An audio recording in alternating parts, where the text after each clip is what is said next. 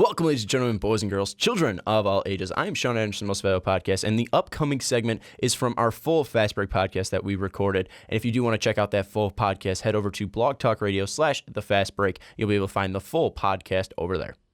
But let's move on now, and Dave, you finally get to take the leash off. Oh, I'm sitting up for this one. No, we're talking draft. Draft, right? No, we're not talking and how draft. they're going to draft Dennis Smith. Then we're going to bring it full circle. We are talking. Who you want to talk about? Who you want to talk about? We are talking about the 76ers possibly being a playoff team. How does that make you feel, Dave? Wow. It's so good. It's just like watching this team finally come together. We haven't even seen them at their best form yet. Ben Simmons isn't even playing yet. So they're not in their final form. Yeah.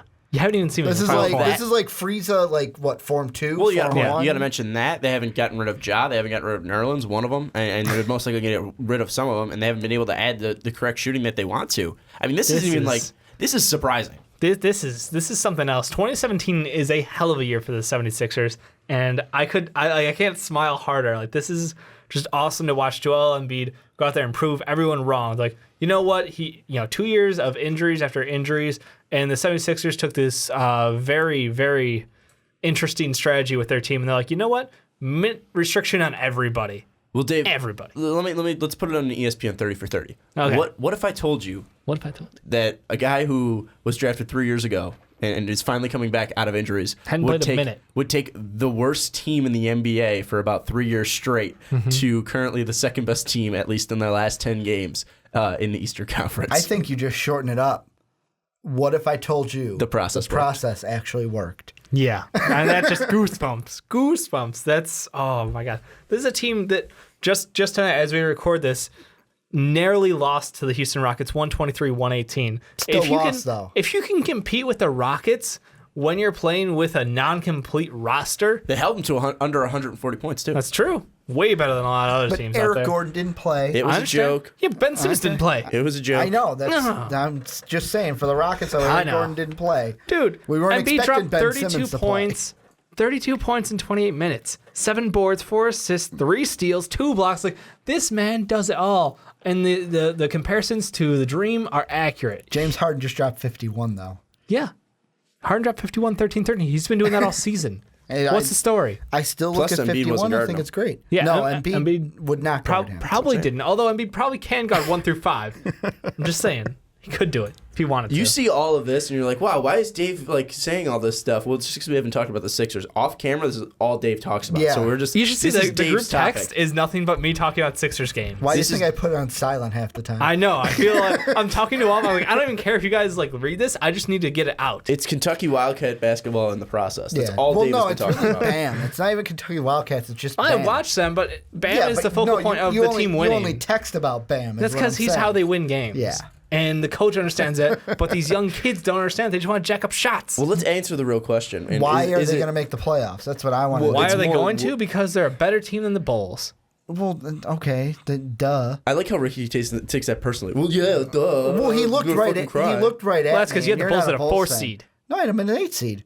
Rankin had him 4-5. I had him at the 8. Rankin also go back to the video. Rankin also had the Bears 10-6. So I'm not trusting delusional motherfuckers. Hashtag Super Bowl Super Bears. Oh yeah, but we've seen the emergence of T.J. McConnell in the starter position, which has been a huge upgrade for him. I don't know what it is, but coming off the bench, we saw very little of what we'd hoped to see, and it's just when we got him out there starting, and they switched him and Rodriguez for starter and bench player.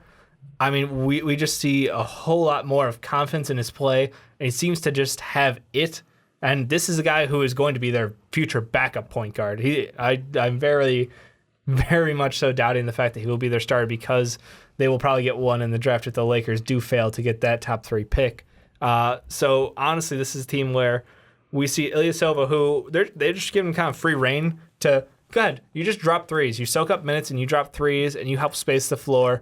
He was one of those kind of midseason guys where they moved a piece, and honestly, I didn't think much of it at the time. I was like, it's a wash, it's a cash dip. They're trying to get close to that the floor for the salary floor, but he's actually kind of really fitting well there. Covington, Rocco is your fucking 3-and-D guy. That's his top end, and we've seen just. I still go back to a week ago when he dropped that 3, and it was like. I'm saying no all the way up until that ball went in the hoop. I was like, no. Oh my God, it went in.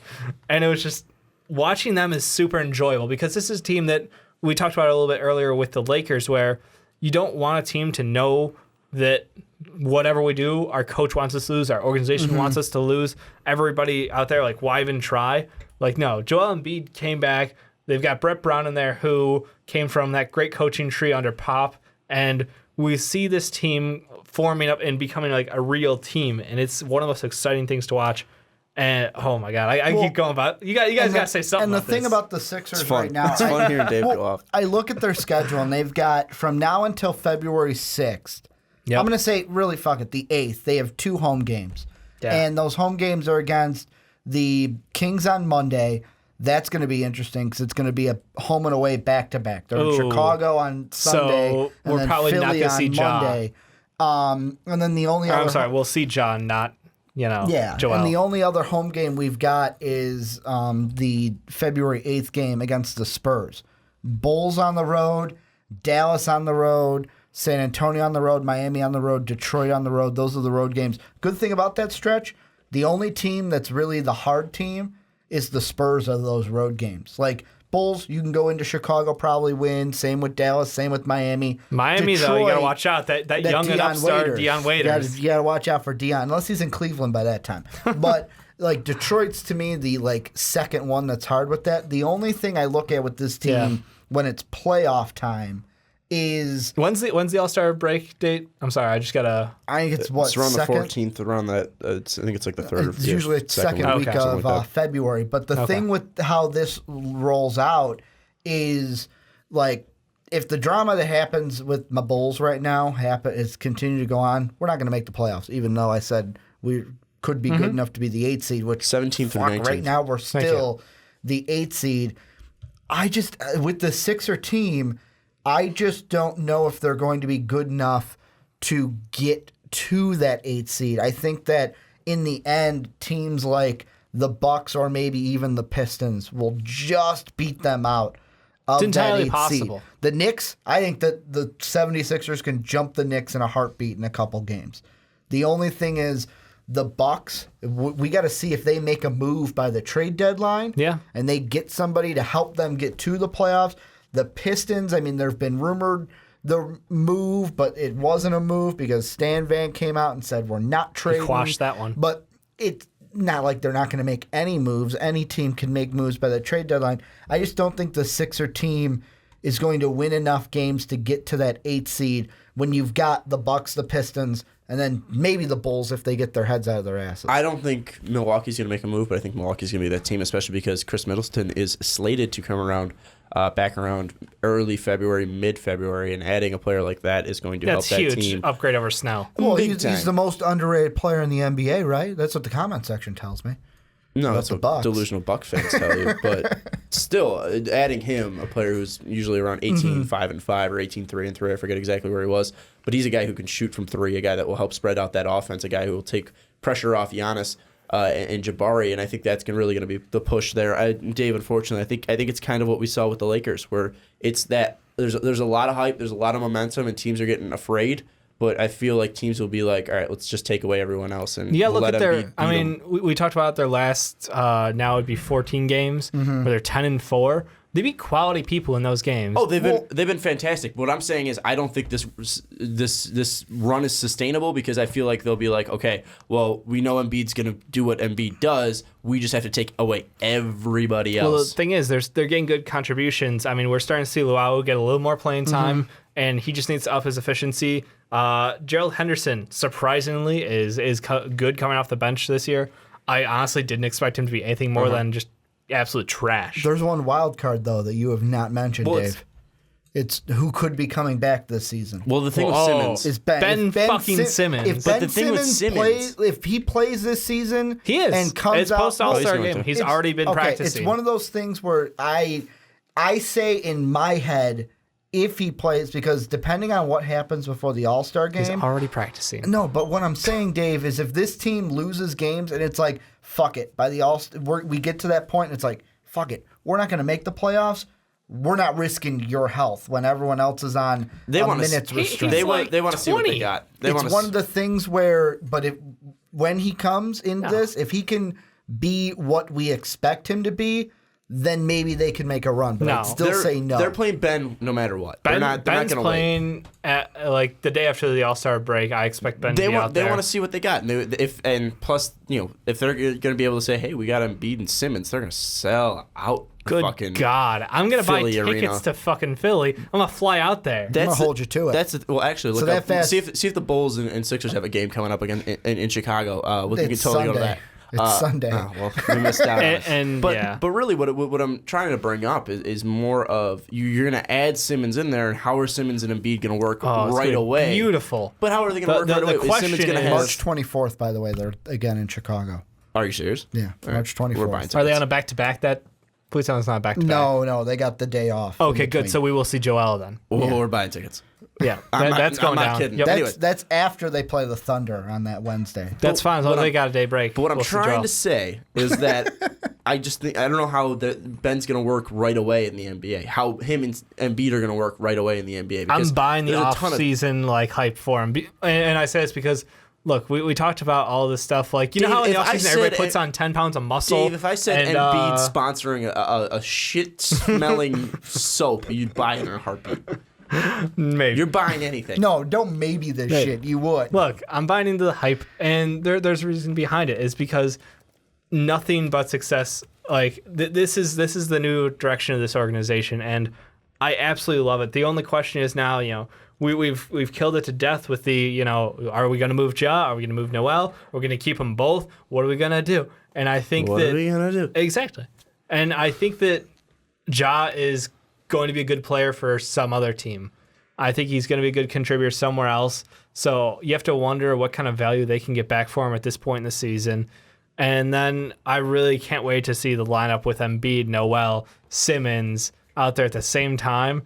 I mean, that's just. Whew. I don't think they're going to get rid of Ja this year either. I think you're going to wait till the offseason. And literally entirely possible. I think they're just going to say, all right, so we got Saric, Okafor, Noel, Simmons, and Embiid. All right, what if we put all 5 of them on the court at the same time? Oh, I'm all for it. Brett Brown's going to have fun. It's going to be mix and match. All right, Sergio. We're going to have Sergio out there 3 times apparently. We're going to have Sergio, Stauskas, McConnell, Simmons, and Embiid. And we're going to put everyone beyond the arc because Embiid can knock down threes like it's nobody's problem. And Simmons, you have full range, and you're just gonna go. And they're gonna have fun. They're not gonna make the playoffs. This is the fun thing, though. Like, this is a team that, like you said, was just absolutely abysmal for a couple of years, but now they're one of the most exciting teams in the NBA. They have so much hype around them because they're up and coming, because we see them having fun out there, and that's really the big change. Is it went from a depressing organization to let's go out there, let's have fun, and let's bring Philly back into basketball again. And it's crazy to think too that we've changed from a team like Minnesota is the next up and coming team to oh shit, look at Philly. Minnesota can score. Shit. They got 3 guys doing 20, but they can't fucking defend better than a traffic cone. But remember, before this whole process started, where was Philly? 8 seed going up against number 1 seed Bulls. And then Rose got injured. That hurts. So just put it out there, though. Also, the one thing I do want to say, I just looked up prices. The upper deck, it's upper level 317, row 11. We'll be there. 3 tickets, $75 each. That's kind of pricey. We'll see. We'll see about that. I don't know if I would trust the process that much. Not as pricey as behind the process bench. Ooh, it's only $193 in the section right behind the bench. Wait, we can get a process towel? Not right behind. If we're sitting right behind, it's $400. But this is the section behind it. Can you guys at least admit that row 8 is my 200. hype is we'll talk about viable? We'll talk row about 8 it. is $200 each. We'll talk about it. Answer the damn question. Are the Sixers going to be a playoff team? Yeah. This year? No, in 4 years, Ricky. No, not this year. 4 years, mate, probably, yeah. I don't think so Not either. this year. I don't think so either. Sorry, Dave. I think this year... We'll see. The Bulls might. Apparently... What would you do if the Bulls made it right over, 1 game above the Sixers? What if Jimmy just went 1 for 13 and benched himself halfway through a game? What if the game we go to... I've got a whole lot of faith in the Bulls right now. What if the game we go to on March 24th is the decider? What if the Bulls win that one? What if... I don't care. I'm still from Chicago, guys. I just like this team better. I'm sorry. I don't... We called Chicago a dumpster fire at the beginning of the season. I said they'd be entertaining, not good. Yeah. So I don't care one way or the other. Philly's a team who came in the season with no aspirations. I'm gonna ask you a and it's just.